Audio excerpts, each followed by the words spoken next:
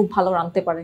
চিটাগাং মেয়েদের তিনটা খারাপ গুণ এখনো তাদের মেন্টালিটি চেঞ্জ করতে পারেনি। পড়াশোনা যেহেতু করছো, তুমি একটা স্টুডেন্ট পড়ো, যারা হিজাব করে, যারা বোরকার মানে পর্দা করে, তারাও কিন্তু করতে পারছে। ওরকম জামাই দেখে বলছেন যে দেশে বাইরে চলে যাবে না। জামাই দেখতে হয় নাকি, নিজে যেতে পারি না? যেখানেই যাই করি না কেন আমার যোগ্যতা দিয়ে যাব। যদি আমারটাই বন্ধ হয়ে যেত। ওকে তো সাপোর্ট করে না বলছো, কিন্তু এত ইনভেস্টমেন্ট তাহলে কিভাবে আসলো? জবে থাকতে থাকতে না আমি বিভিন্ন জায়গায় ইনভেস্টমেন্ট করে রাখতাম। আমি সবসময় কাজের ভেতরে থাকতে পছন্দ করি। ফ্যামিলি সাপোর্ট করে নাই? হাজবেন্ড তো নাই, বয়ফ্রেন্ডও চলে গেছে। ওরাও তো দেখতে পাচ্ছে যে আমি সারাক্ষণই কাজ, পড়াশোনা এসব নিয়ে ব্যস্ত থাকি। আমি তোমাকে সব দিচ্ছি, তুমি এখন এটা অফ করো, এটা আমার পক্ষে পসিবল হবে না।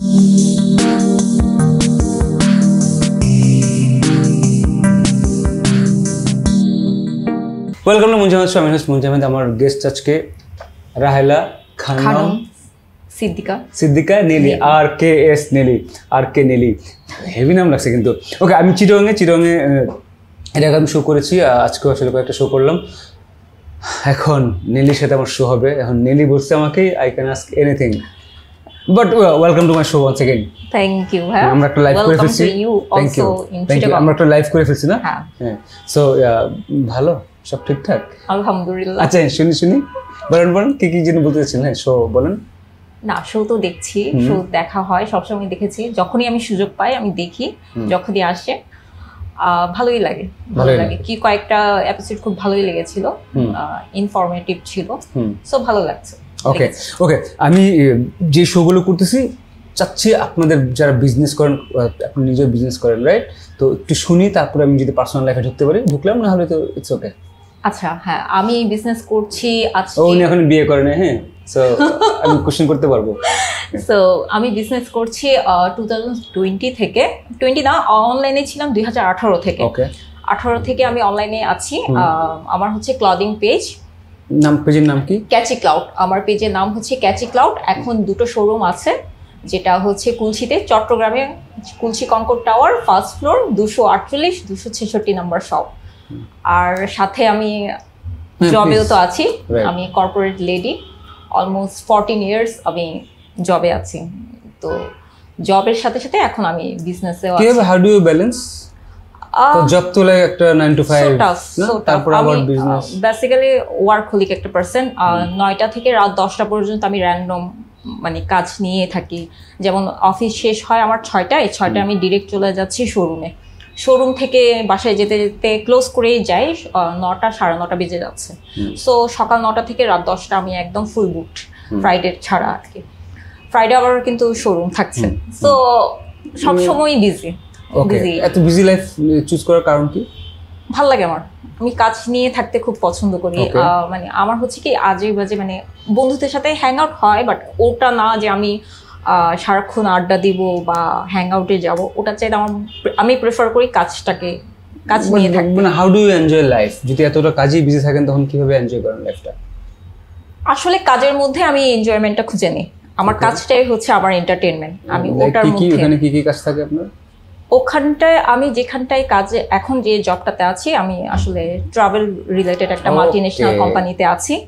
সো ওখানটায় আমি, কারণ ওখানে তো এক এক সময় এক এক টাইপেরই কাজ আসছে, সো ভ্যারাইটিস কান্ট্রি নিয়ে আমার কাজ করতে হচ্ছে। সো আমার জন্য এটা ইন্টারেস্টিং, আর আমার এটা প্যাশন, আমার জবটা। আর সাথে তো আমি আবার মেকআপ আর্টিস্ট। হ্যাঁ, ইন্টারন্যাশনাল মেকআপ আর্টিস্ট, আমার কোর্স করা আছে। আমার কার কাছে কোর্স করেছেন? কোর্স করেছি আমি ইপসিতা আপুর কাছে, ফারজানা আপু, মানে কানাডার যে ইপসিতা। আচ্ছা, যে অনেক ওর কাছে আমার আচ্ছা কথা হচ্ছে, ওর সাথে আমার খুব ভালো একটা বন্ডিং ইপসিতার সাথে। সো ওর থেকে আমার ডিপ্লোমা কোর্স করা মেকআপের। আর এরপর আছে আমার স্পেশালি আমার একটা ড্রিম ছিল যে সালেহ সারোয়ার আপুর কাছ থেকে একটা কোর্স করা। সো ওটাও আমি করেছি। আপনাকে ব্যাড নিউজ দিই, হ্যাঁ, you are not an international certified makeup artist. কারণ হচ্ছে মানে যদি ইপসিতা কোনো একাডেমি থেকে সার্টিফিকেট নিয়ে থাকে, she is the one who is international certified makeup artist. You are not, because ও কিন্তু আপনাকে শিখাইছে, আপনি কিন্তু ওর কোনো একাডেমি নেই যেটাতে আসলে আপনি বলতে পারেন নিজেকে যে ইন্টারন্যাশনাল লাইক মেকআপ আর্টিস্ট আপনি। তো আমাদের এখানে যেটা হয়, সেলেমনির আসলে সবাই লিখে রাখে ইন্টারন্যাশনাল মেকআপ আর্টিস্ট, ঠিক আছে, বিকজ ও একটা একাডেমি থেকে কোর্স করে নিয়ে কিন্তু ওই তো সেটা বলে দিচ্ছে, বা আমাদেরকে তো Saleh sir it's a wrong term. Iftita আপুই তো বলছে তুমি ইন্টারন্যাশনাল, কারণ ওই তো আমাদেরকে ইয়েটা করছে না। তাহলে এখন আমি বলি জিনিসটা হচ্ছে এরকম, হার্ভার্ডের একটা স্টুডেন্ট বা টিচার হয়ে গেল সে হার্ভার্ডে, ঠিক আছে, এখন সে একজনকে পড়াইলো, এই জিনিসটা কিভাবে মিললো? মানে হার্ভার্ডে সে ও স্টুডেন্ট ছিল, ও যখন ওইখানে পড়াচ্ছে, এখন ও যখন তোমাকে পড়াচ্ছে তুমি কি বলবো আমি হার্ভার্ডের স্টুডেন্ট? ও হার্ভার্ডের স্টুডেন্ট যে টিচার ছিল, সে তোমাকে টিউশন দিচ্ছে, তুমি তো যেখানে পড়ো সেখানকার স্টুডেন্ট, তুমি তো হার্ভার্ডের স্টুডেন্ট না। সো ও যেখান থেকে শিখে আসছে ইন্টারন্যাশনালি, শি ইজ ফাইন যে ও ইন্টারন্যাশনাল মেকআপ আর্টিস্ট বা ইন্টারন্যাশনাল সার্টিফাইড, বাট যখন you are learning from her you are not. Okay, ওর কাছ থেকে তুমি ওয়ার্কশপ করতেছো। সো জিনিসটা এর আগে আমি কথা বলছি আসলে, কথা কি ক্লিয়ার?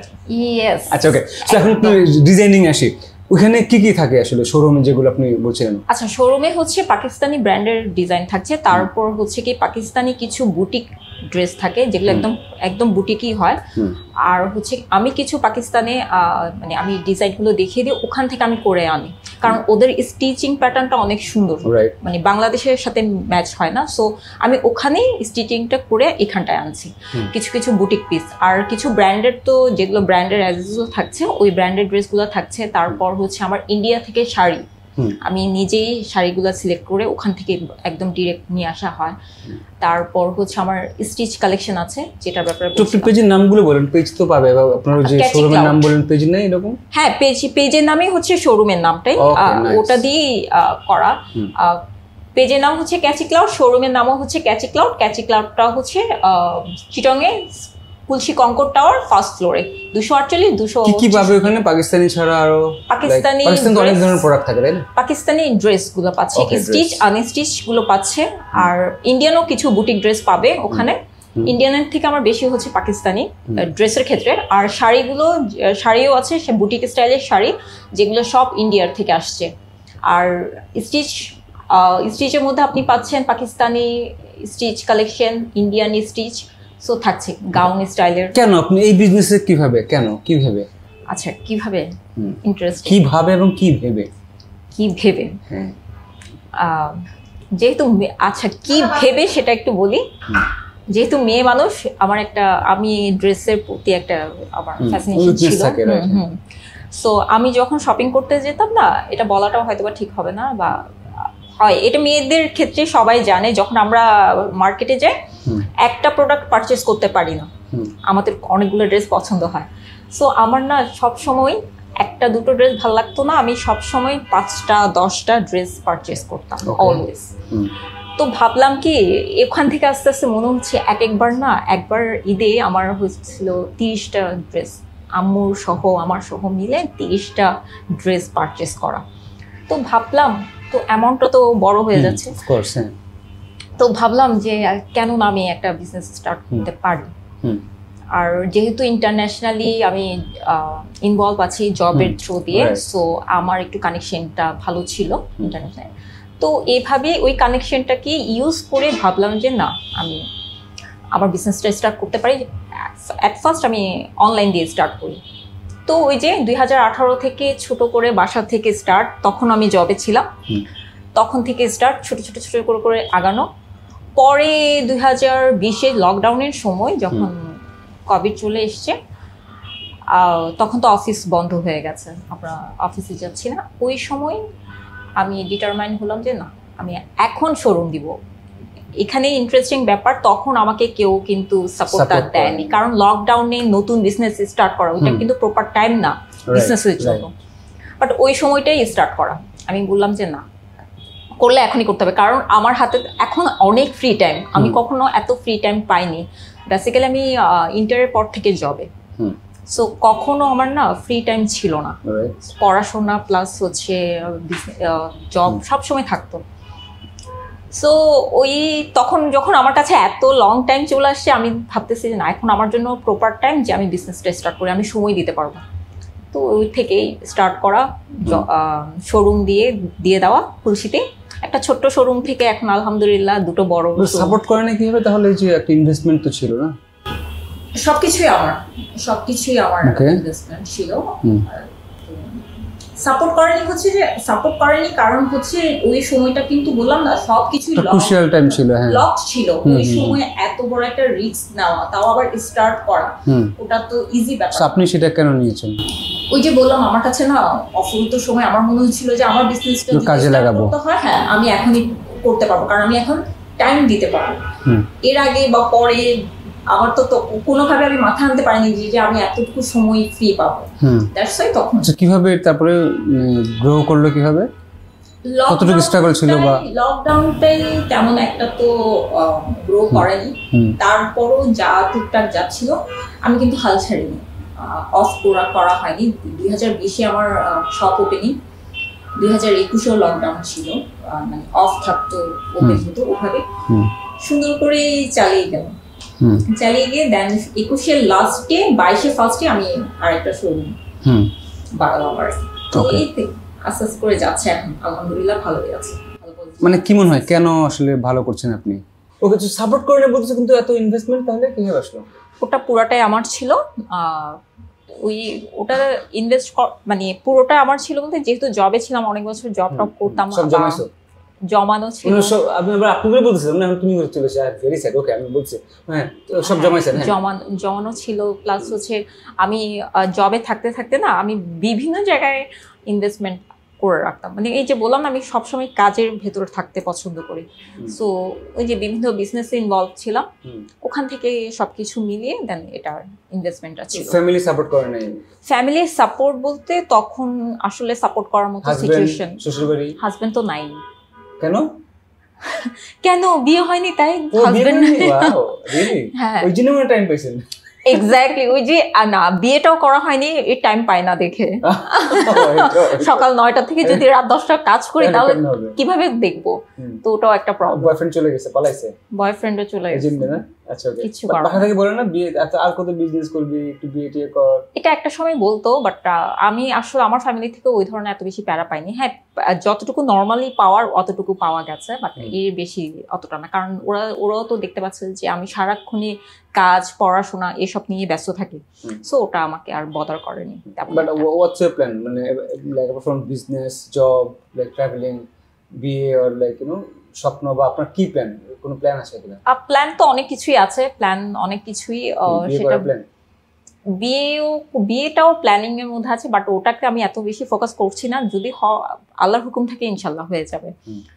আর জব নিয়ে, জবটা আমি মাঝখানে অনেকদিন জবে একটু গ্যাপ দিয়েছি, এখন আবার স্টার্ট করা, তো জবটাও কন্টিনিউ করতে চাচ্ছি, বিজনেসটাও কন্টিনিউ হবে ইনশাল্লাহ, কারণ বিজনেসটা এখন অলমোস্ট 4 years হয়ে গেছে যে শোরুম, আর আগে থেকে যদি বলি 2018 থেকে অলমোস্ট 6 বছর পার হয়ে গেছে, সো জব বিজনেসটা সেট হয়ে গেছে, বাকিটা আমি এসে তো টেক কেয়ার করছি, তো দুটো নিয়ে আগানোর ইচ্ছা আছে, দেখি বাকিটা সময়ই বলে দিবে। ওকে, ধরেন বিয়ে আপনি এখন করছেন না, আপনি মনে হয় যে বিয়ে যদি করেন তখন আপনি আরো বেশি সাপোর্ট পেতে পারেন নাকি জিনিসটা নষ্ট হবে, কোনটা আপনি what's your point of view? যেহেতু চিটংয়ের মেয়ে, একটু তো প্রবলেম আছে, ওটাও দেখছি, ওটাও কিন্তু একটু ডিলে হওয়ার একটা রিজন, মানে এই যে আমার সাপোর্টটা আমি কি পাচ্ছি কিনা, কারণ আমার সবকিছু পাবো কিনা, কারণ আমার সবকিছু হচ্ছে ওয়েল এস্টাবলিশড করা, আর এই বিজনেস বা আমার জব আমি কিন্তু 1-2 দিনের না, জবের ক্ষেত্রে বললাম আমি 14 বছর আমার ক্যারিয়ার, বিজনেসের ক্ষেত্রে 6 year একটা ক্যারিয়ার হয়ে গেছে, সো আমাকে সবকিছু দেখতে হবে। আমাকে এখন যদি কেউ বলে যে এসে হঠাৎ করে আমি তোমাকে সব দিচ্ছি তুমি এখন এটা অফ করো, এটা আমার পক্ষে পসিবল হবে না, সো ওটা একটু প্রবলেম হয়ে যাবে আর কি, সো ওটাও একটু ডিলে হওয়ার রিজন, মানে বিয়েটা নিয়ে চিন্তা ভাবনা না করার রিজন এটাও একটা, যে এখন আমি যেহেতু পুরো এস্টাবলিশড, সাপোর্ট না করে, হ্যাঁ নষ্ট করে বা হুট করে যদি বলে ফেলে, এখন বিয়েটা এমন তো না যে আজকে করলাম কালকে তুমি বলে দিলা বা আমি ছেড়ে দিতে পারলাম, ওটাও না, সো চিন্তা ভাবনা করে আগানোটা বেটার, ওরকম সাপোর্টিভ কেউ পেলে ইনশাল্লাহ। আচ্ছা, তার মানে সাপোর্টিভ হচ্ছে যে অনেকে তো মানে চিটংয়ের ছেলেরা মনে হয় না? হ্যাঁ, যে ঘরের বাড়ি ছেড়ে দেন বউদের এরকম কিছু? ওটা তো আছে, ওটা আছে। আপনি সেটাই বলছিলেন? হ্যাঁ হ্যাঁ হ্যাঁ, কারণ আমার তো ব্যাপারটা আসলে আমরা চিটং এ এখনো রয়ে গেছে, সেটা আসলে চেঞ্জ করাটা খুব বেশি দরকার। যদি আমি একটা মেয়ে হয়ে যদি বিজনেস হ্যান্ডেল করতে পারি, আমি যদি জব হ্যান্ডেল করতে পারি, আমি যদি আমার ঘর সুন্দর করে হ্যান্ডেল করতে পারি, তাহলে আমার মনে হয় না যে প্রবলেম হওয়ার কথা, বা হুট করে বলে ফেলা যে তুমি এটা করো না ওইটা করো না। আগে দেখা উচিত যে সে কি পারছে কিনা, তাকে একটু সময় দেওয়া, তাকে একটু সাপোর্ট দেওয়া। কেউ তো আর সবকিছু তো মায়ের পেট থেকে শিখে আসে না। সো একটা সিচুয়েশনে অ্যাডজাস্ট হতেও কিছুটা সময় লাগে কিন্তু। সো বিয়েটাও যদি হয়ে যায় তখন হুট করে মানে মেয়ে বাইরে যাচ্ছে কেন, ওইটা একটু সময় দেওয়াটা উচিত, স্পেস দেওয়াটা উচিত। কারণ হচ্ছে আমরা যখন একটা জবেও যাই, আমাদের কিন্তু একটা প্রভিশনাল পিরিয়ড থাকে বা একটা সময় দেওয়া হয় যে সেট হওয়ার জন্য। প্রত্যেকটা ক্ষেত্রে কিন্তু সেম, শুধু জবের ক্ষেত্রে না, আপনি বিজনেসের ক্ষেত্রেও একটু সময় দিতে হবে। সেম রিলেশনশিপটাকে আপনি যত বেশি সময় দিবেন তত বেশি গ্রো করবে ভালোভাবে।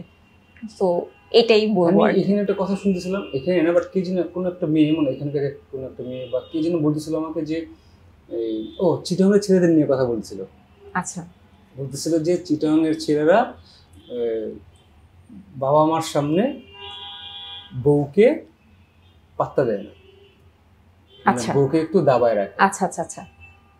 তো এটা ব্যালেন্স করতে পারে না, কিন্তু মানে বউকে যে মানে আদর করে ডাকা বা আদর করা ফ্যামিলির সামনে, শ্বশুর মানে বাবা মার সামনে তার বউকে আদর করা বা আদর করে ডাকা বা কেয়ার করা, সেটা নাকি করেন ওরা নাকি খুব ভাব নিয়ে থাকে, এরকম এরকম রাখে। কিন্তু তারা নাকি পরকীয়া করতে পারে, মানে পরকীয়া মানে বাইরের একটা মেয়েকে নাকি আদর করতে পারে, বলতে পারে, কিন্তু না আমার ছেলে, হ্যাঁ আমার ছেলে কেন আমার বউকে এভাবে আদর করে ডাকতেছে, অন্য পরকীয়া করলে ওই মেয়েকে ডাকবে, সেটা কোনো প্রবলেম নেই নাকি? না না, ওটা কিন্তু এটা হচ্ছে এলিগেশন হয়ে যাচ্ছে চিটং এর ছেলেদের ক্ষেত্রে। আচ্ছা, কাহিনীটা কি? আমি যতটুকু শুনি না, পরকীয়ার ক্ষেত্রে না, শুধু যে চিটং এর ছেলেরা যে পরকীয়া করছে সেটাও কিন্তু চাই না, সেটা বলি না। আমি বলতেছি যে মানে ওরা ফ্যামিলির সামনে বউকে একটু দাবায় রাখতে চায়। Is it true? সেটা জানতে চাই। কারণ কথা শুনছি আমি তো ঠিকমতো বুঝি না। হ্যাঁ হ্যাঁ, কারণ ওই যে কনজারভেটিভ যে ব্যাপারটা চলে আসছে, বা আমাদের এখানে হচ্ছে এটাই বলছে, কিন্তু ছেলে বাইরে থেকে প্রেম করতেছে। হ্যাঁ হ্যাঁ হ্যাঁ, ঘরে একটু আমরা প্রেম করতে পারবে না, ঘরের বউ আদর করতে পারবে না, মানে বাবা মার সামনে এখনো সেম জিনিসগুলো আছে। যেমন আমি যখন বাসায় থাকবো, আমি একটু নম্র ভদ্র হয়ে থাকবো। যখন আমি ফ্রেন্ডের সাথে যাবো, আমি একটু চিল মুডে থাকবো, এটাই হবে। হ্যাঁ, সামনে চলে আসলো তখন পরকীয়া চিটাং ঢাকা কোনো ডিস্ট্রিক্ট ওয়াইজ না, ইন্টারন্যাশনাল ডোমেস্টিক সবখানে আছে। পরকীয়ার দিকে যাচ্ছে না, আমি বলতেছি যে এই যে দাবায় রাখতেছে বা আদর করতেছে বা কেয়ার করতেছে না, এটা এখন নেচার হয়ে যাচ্ছে। এখন তো এক একটা ডিস্ট্রিক্টের এক একটা নেচার থাকে। আমরা যেহেতু বাই বর্ন চিটাং এর, আমাদের মধ্যে ওটা আছে। যেমন আপনি ওটা কেন বলছেন না যে আমরা দিল খোলা মানুষ হই। চিটাং এর মানুষ কিন্তু অনেক বেশি দিল খোলা হয়, অনেক অতিথি আপ্যায়ন করে। সো ওগুলো আমাদের আমি কিন্তু এইটা আমিও বলছি, আমি শুধু বললাম যে হ্যাঁ, এটা যেমন একটা ক্যাটাগরি, এটাও একটা ক্যাটাগরি, মানে আমাদের মধ্যে এই ক্যাটাগরিটা আছে। আর আপনি পরকীয়া নিয়ে কথা বলতে যাচ্ছেন, একটু বলেন। না, পরকীয়া নিয়ে আমি কথা বলতে চাই না। খুব বলতেছিলেন এগুলো কি আপনি আমাকে বলছিলেন? এখন বলতেছিলেন না, ওই যে বললেন না আপনি যে বাইরের মানুষকে খুব সুন্দর করে আদর করছে, তো এটা তো বাইরে সেজন্য সুন্দর করে আদর করছে, ঘরে যখন আসবে তখন আর করবে না। পয়েন্ট অফ ভিউ, মানে ইজ ইট লাইক নাইস যে ঘরের বউকে একটু কি হয়? না না, আমি হ্যাঁ সেটাই বলছি। প্রত্যেকটা জিনিসের না ভাইয়া পজিটিভ নেগেটিভ সাইড থাকে। আপনার যদি কোনো কিছু, আমি জানতে চাচ্ছি, আমি কিন্তু আই এম নট লাইক সেটাই। এখন আমি জানি না, আমার পয়েন্ট অফ ভিউ গুলো অন্য টাইপের। কারণ হচ্ছে অনেকে আমাকেই যেটা বলে যে তুমি কেন প্রেম করছো না। ভাই, এক একজনের পয়েন্ট অফ ভিউ এক একটা হতে পারে। আমার কথা হচ্ছে যেটা আমি পারবো না, যেটা আমি এফোর্ট দিতে পারছি না, সো আমার দরকার না, আমি এখন ওই ইন্টেনশনে নাই, সো আমি ওখান থেকে দূরে আছি। আবার যাদের পরকের যেটা ব্যাপারটা বলছে, আমি বলবো কি, যদি প্রবলেম হতেই পারে, প্রত্যেকটা কিছুতেই প্রবলেম হতে পারে, সর্ট আউট করার ট্রাই করা। আর যদি না হয় একেবারে সরে এসে দেন, অন্য দিকে মুভ করা। দুই দিকে পা দিলে, দুই নৌকা পা দিলে বলে না, নিজেকেই ডুবতে হয়, নৌকাগুলো ঠিক থাকবে। সো ওটাই বলবো। এখন এক একজনের পয়েন্ট অফ ভিউ, এক একজনের থিংকিং লেভেল। চিটাগাংয়ের মেয়েদের মানে কয়েকটা ভালো গুণ বলেন। চিটাগাংয়ের মেয়েদের ভালো গুণ, চিটাগাংয়ের মেয়েদের ভালো গুণ হচ্ছে চিটাগাংয়ের মেয়েরা বিজনেস মাইন্ডেড খুব। হ্যাঁ, ওটা তো আছে। আর চিটাগাং বিজনেস মাইন্ডের আগে বলবো কি অনেক বেশি ফ্যামিলিয়ার হয়, ফ্যামিলিয়ার একটা জিনিস। সেকেন্ড থিং হচ্ছে খুব ভালো রাঁধতে পারে, ফ্যামিলি ওরিয়েন্টেড সোশ্যাল বেশি হয়। সো আর সেকেন্ড থিং হচ্ছে খুব ভালো রাঁধতে পারে, রান্নার ব্যাপারে খুব বেশি ইন্টারেস্ট থাকে তাদের। আর হচ্ছে ঘরটাকে সামনে রাখা, মানে ঘর ধরে রাখার একটা ইন্টেনশন থাকে। ঘরটা মানে গুছায় রাখতে হবে বা ঘরের প্রতি খুব বেশি কেয়ারিং থাকে। আমার ঘর থাকতে হবে, আমার সবকিছু সেট থাকতে হবে, আমার সাপোর্ট করুক না করুক, রান্না বান্না খাওয়া দাওয়া ঠিক থাকতে হবে। হ্যাঁ। আর চিটাগাং মেয়েদের তিনটা খারাপ গুণ হচ্ছে এখনো তাদের মেন্টালিটি চেঞ্জ করতে পারেনি অনেক ক্ষেত্রে। সেটা হচ্ছে ওই যে একটু ঘর থেকে বের হয়ে কাজে ইনভলভ হওয়াটা, মানে ইন্ডিপেন্ডেন্ট হওয়াটা, ওটা এখনো হয়নি, এখনো অনেকটাই চেঞ্জ করতে হবে। আর হচ্ছে একটা ইন্টেনশন নেওয়া যে পড়াশোনা করবো বাস, এরপর বিয়ে হয়ে যাবে, ওটা মানে আমি ক্যারিয়ার ওরিয়েন্টেড হবো নিজেকে নিয়ে ভাবে। হ্যাঁ, ভাবে না, কিন্তু এটা প্রত্যেকটা মেয়েরই উচিত একটু ভাবা, কখন কার সিচুয়েশন কেমন হয় কেউ বলতে পারে না বেসিক্যালি। সো যেহেতু কর্পোরেট লাইফেও আছি, আবার মিডিয়া লাইফেও, মানে আবার বিজনেস ট্র্যাকেও আছি, সোশ্যাল মিডিয়াতেও আছি, অনেক কিছুই দেখছি, অনেক মেয়ের সাথে যে অনেক কিছু হচ্ছে সেটা আমি একদম প্র্যাকটিক্যালি দেখতে পাচ্ছি। সো প্রত্যেকটা মেয়ের কাছেই রিকোয়েস্ট থাকবে যে কিছু না কিছু একটা, তুমি পড়াশোনা যেহেতু করছো, তুমি একটা স্টুডেন্ট পড়ো, তোমার একটা হাত খরচ চলে আসছে, তুমি দুটো স্টুডেন্ট পড়ো, তোমার বাসায় বের হতে হচ্ছে না, তুমি বাসায় পড়ো, বা তুমি এমন কিছু কাজ করো যেটা তুমি বাসা থেকে করতে পারছো। এখন অনেক কিছুই আছে, যেমন ধরেন এখন মেহেদি আর্টিস্ট, তুমি মেহেদি পড়াতে পারো, নেইল আর্ট করতে পারো, ঘরে বসে করতে পারছো। ইভেন আমি এটাও বলতে পারি, যারা হিজাব করে, যারা বোরকার মানে পর্দা করে, তারাও কিন্তু করতে পারছে জিনিসগুলো। সো প্রতিটা মেয়েরই কিছু না কিছু করা উচিত, কখন সিচুয়েশন কি হয় কেউ বলতে পারে না বেসিক্যালি। রাইট। সো এখন আপনার একটু প্ল্যান শুনি বিজনেস নিয়ে, ফ্যামিলি লাইফ নিয়ে, if you have plans anything. Family বলতে কি বিজনেসেরটা থাকবে, যদি সবকিছু ঠিকঠাক থাকে ইনশাল্লাহ শোরুম বাড়ানোর ইচ্ছা আছে, যদি দেশে থাকা হয়। আর যদি ওরকম জামাই দেখে বলছেন যে দেশে বাইরে চলে যাবেন এখন, না জামাই দেখতে হয় নাকি, নিজে যেতে পারি না? না, এটা মেয়েরা তো ন্যাচারালি কি করে বিয়ে করে চলে যায়, মেয়েরা করে আর কি, তো আমার তো করতে হচ্ছে না। দ্যাটস দ্য অনলি অপশন মনে হয় ওদের, যে দেশে বাইরে যাবো না, আমি বিয়ে করে।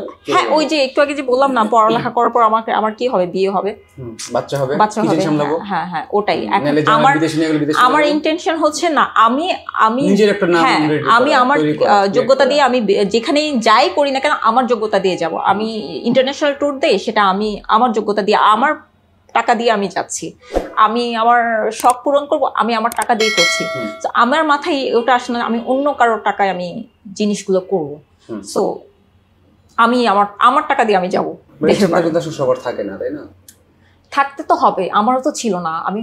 আমি কি জানতাম, আমি যখন 2010-12 দিকে তো আমি জানতাম না আমি আজকে এই জায়গায় থাকবো, আমি তো জানতাম না, আমি ট্রাই করে গেছি।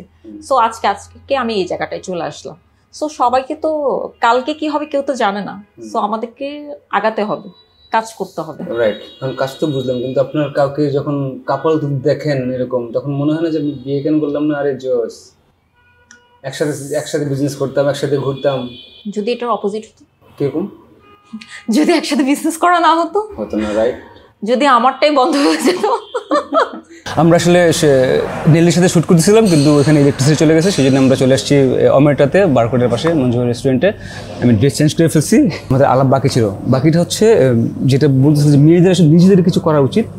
সেখানে তুমি একটা গল্প বলতেছিলে, তোমার বাসায় কেউ একজন আসছে মেড, জব নিতে মেয়েদের।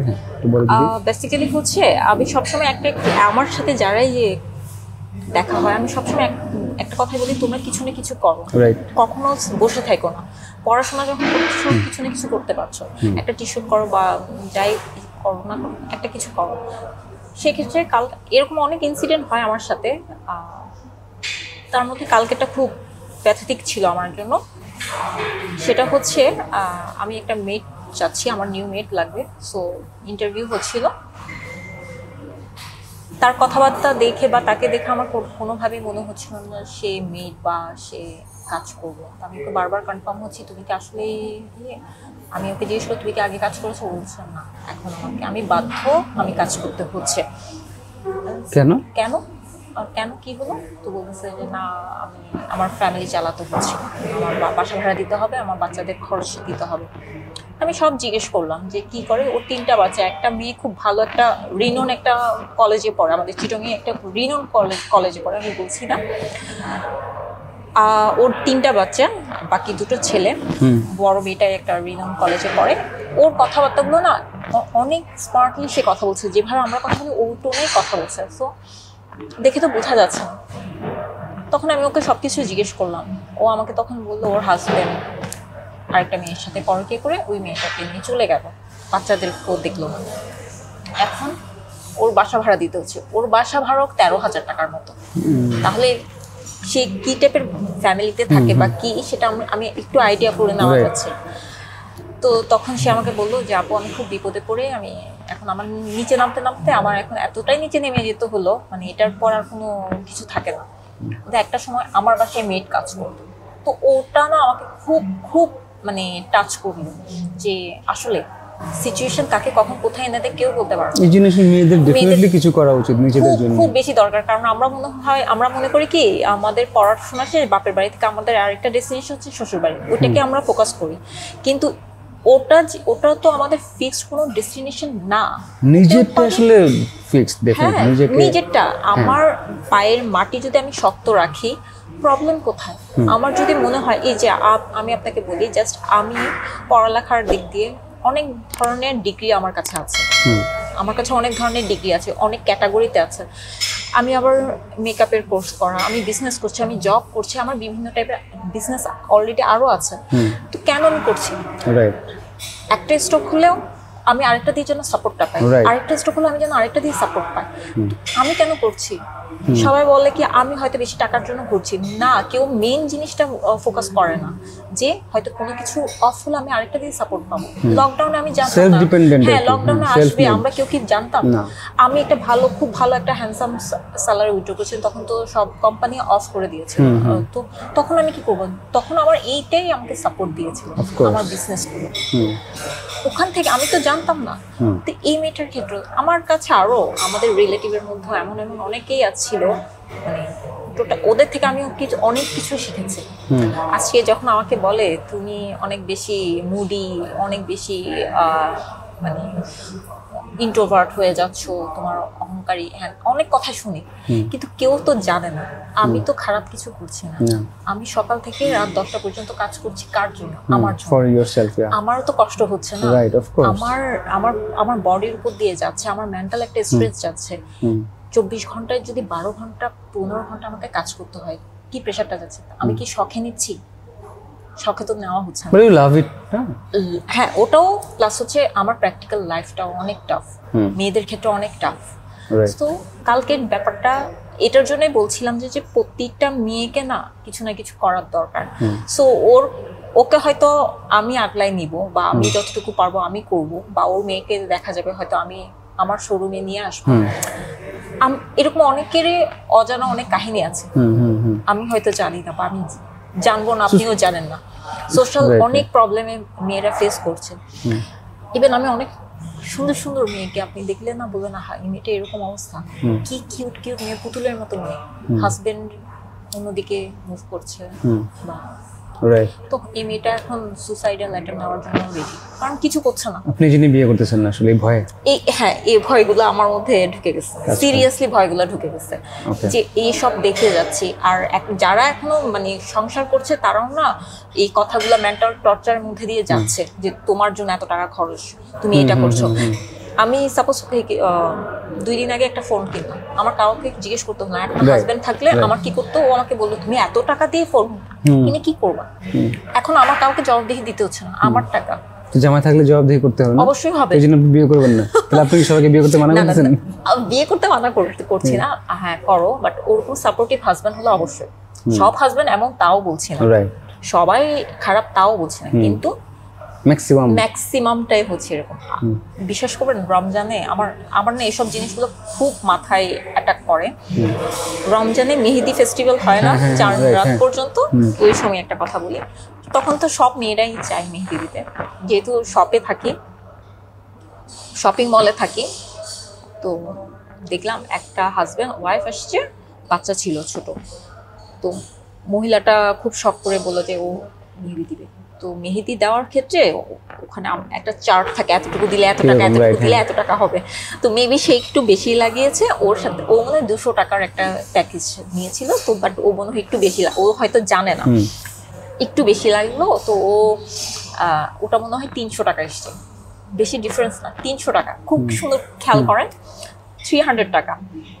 তো যখন ওর হাজব্যান্ডকে দিতে বললো যে আমাকে 300 টাকা দাও, তো ওর হাজব্যান্ড তখন বললো যে 300 টাকা, আমিও কিন্তু টেবিলে মেহেদি লাগাচ্ছিলাম, আমিও লাগাচ্ছিলাম, 300 টাকা কেন? তো বলতেছে যে তোমার তো 200 টাকা ছিল, 300 টাকা কেন? বলছে যে আমি নাকি একটু বেশি লাগাচ্ছি, সেজন্য 300 টাকা নিচ্ছে। ওই হাজব্যান্ডটা ওই মেয়েটার সাথে কি বাজেভাবে না কথাটা, ওকে রিপ্লাইটা দিল, প্লাস টাকাটা না ছুঁড়ে মারছে। ওই মেয়েটার টাকাটা মানে ফ্লোর থেকে নিল, আমি কিন্তু বসা। তো জিনিসটা আপনি কিভাবে নিবেন, বা আমি এখন কিভাবে, মেয়েটার মেন্টাল সিচুয়েশনটা কি হলো, পুরা এতগুলা মানুষের সামনে, এতগুলা মেয়ের সামনে 300 টাকা, 100 টাকা বেশি আর কি, 100 টাকাটা বেশি হলো। যদি বলতো সে কোনো রং কাজ করে আসছে, সে খারাপ কাজ করে আসছে, সে কিছু খারাপ কিছু করছে, তখন আমি একসেপ্ট করতাম।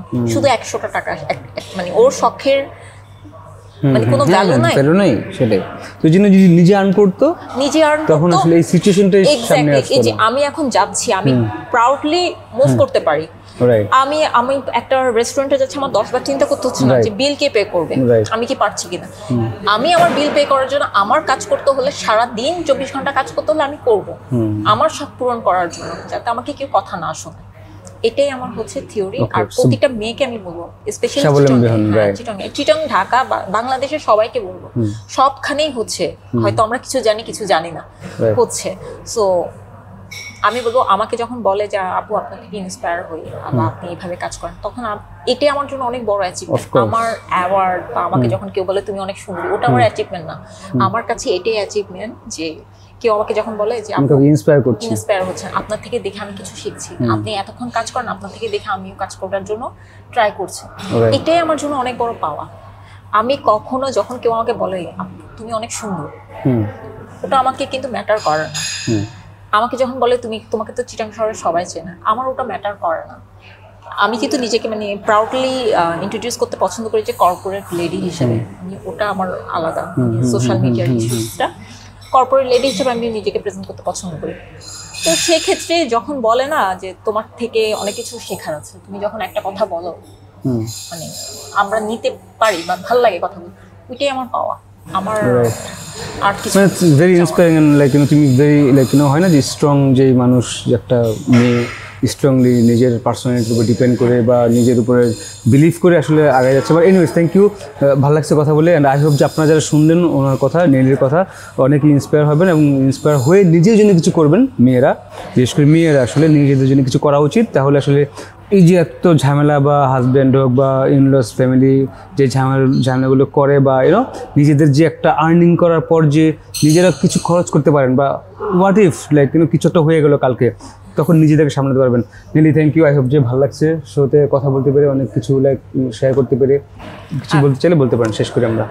হ্যাঁ, বলবো মঞ্জু ভাইকে তো অনেক অনেক থ্যাঙ্কস। সে চিটংয়ে আসছে, চিটংয়ে এসে এরকম একটা আমাদেরকে রিপ্রেজেন্ট করছে। আমার একটা কোয়েশ্চেন আছে মঞ্জু ভাইকে, আমি লাস্টে একটা কোয়েশ্চেন করবো, সেটা হচ্ছে আপনি চিটাংয়ে এসে আমাদের সাথে কাজ করে আপনার কি মনে হচ্ছে? না, আমার খুব ভালো লাগে। আমি চিটাংয়ে, হ্যাঁ, মানে চিটাংয়ের এন্টারপ্রেনারদের সাথে আপনি কাজ করছেন বা আমাদের সাথে এখন যেহেতু আমাদের ইন্টারভিউ নিয়েছেন, সো আপনার কি মনে হচ্ছে চিটাংয়ের মার্কেট বা চিটাংয়ের মেয়েদের? আমার মনে হচ্ছে যে চিটাংয়ের মেয়েরা আসলে যে একটু তো কনজারভেটিভ থাকে because of their family or their like in-laws and all, সব কিছু মিলে। বাট আপনার মতো এরকম যদি কেউ আগে আসে, এরকম নিজেদের মতো করে কাজ করতে পারে, ইন্ডিপেন্ডেন্ট হতে পারে, ওইটা আমার আসলে দেখে ভালো লাগে। আমি বললাম না, অনেকে আসলে আসতে চায় হয়তো, কিন্তু অনেকেই শোয়ার আগে অনেকে নার্ভাস থাকে, কি বলবে বা কে কীভাবে নিবে, ওগুলো খুব ভাবে। বাট এত ভাবার আসলে কিছু নেই। বাট আই হোপ যে এই সিনারিওটা চেঞ্জ হবে, লাইক দেয়ার বি লাইক একটা জিনিসই বিলিভ করা। আমি প্রত্যেকটা মেয়েকে একটা কথাই বলবো যে সিচুয়েশন যাই হোক, তুমি কি করছো সেটাতে তুমি যদি কনফিডেন্টলি থাকো, তুমি রাইট কিনা তুমি সেটা চিন্তা করো, বাকিটা পরে দেখা যাবে। তুমি ঠিক তো জগৎ ঠিক, আমি ঠিক জগৎ ঠিক, আমি এটাই বিলিভ করি। সো সবাইকে থ্যাংক ইউ যে আমাদের শোটা দেখবেন। আর পেজের নামটা বলে দেন। আর আমার পেজটা হচ্ছে আমার পেজের নাম হচ্ছে ক্যাচি ক্লাউড, আর শোরুমের অ্যাড্রেসটাও বলে দিচ্ছি। শোরুমের অ্যাড্রেস হচ্ছে Khulshi concord tower, first floor, 248 number shop and 266 number shop, catchy cloud. ঠিক আছে, সবাই ভিজিট করবেন। Thank you. Please guys, thank you.